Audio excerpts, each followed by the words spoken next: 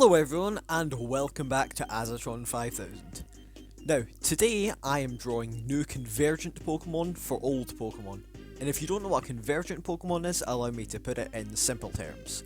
So essentially, in real life evolution, there's something known as Convergent evolution, where two completely different species will evolve over time to fit the same ecological niche. That might sound a bit rambly there, but for example, sharks and dolphins look similar, but they're completely unrelated. It's just because they grew up in the same environment and hunt the same type of prey. So Pokemon did the same thing fairly recently. For example, Wiglet and Diglett are completely unrelated Pokemon. One's based on a mole, the other's based on a garden eel, but they look very similar even though they're completely unrelated species.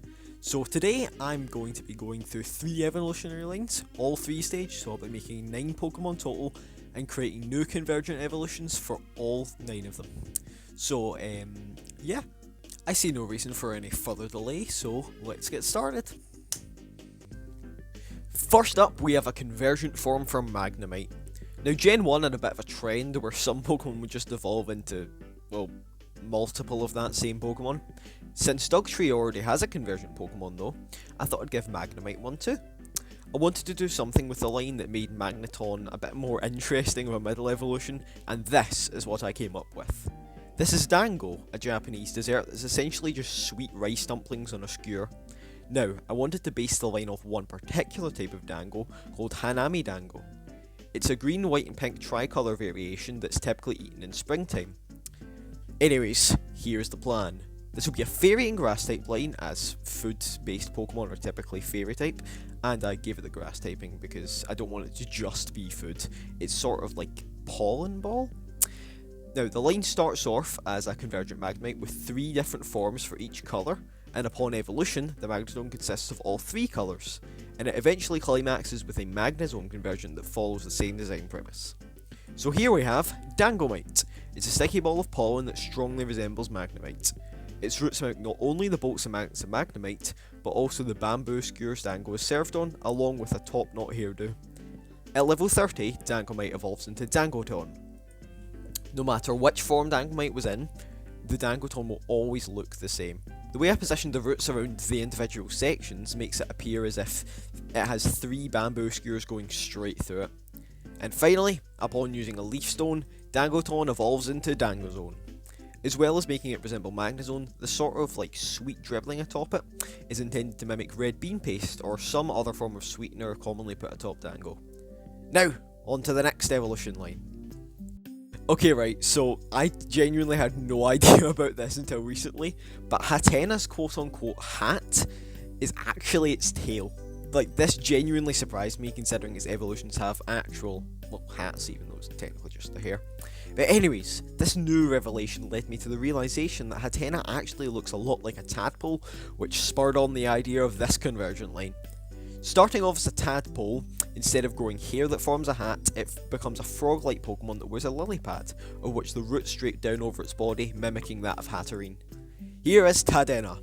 It's a pure water type, just like how Hatena is pure psychic, although it does gain the grass typing later on. The idea here is that its hair isn't actually a part of its body, and merely some aquatic vegetation that it wears for protection. At level 32, Tadena evolves into Tadrum. Its body is almost entirely green now to give it a more frog-like appearance, as well as having a Lilypad on its head. Now, you may notice from the stats and dex entry, I'm going for sort of opposite effect to the Hatena line, where instead of being a special attacker that despises people that show too much emotion, it's now a physical attacker that hates those that don't show enough emotion.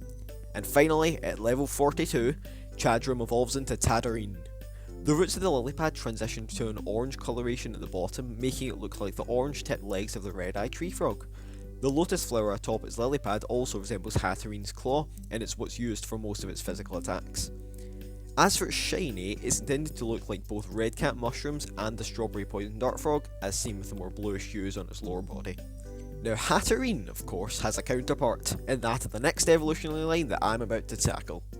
To coincide with Hatterene, I felt like I needed to make a Convergent form for the Chimpidimp line.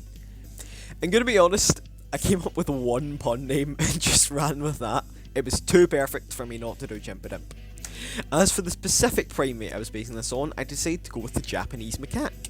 The reason I chose this one was because, like with Hatterene, I wanted to sort of flip its personality and main attacking stat around. So this Pokemon would have to be a calm, special attacker with a dislike for mischief. The reason I chose the Japanese macaque was due to their unique coloration and the fact they have a tendency to, quote unquote, meditate in hot springs. So here's my idea.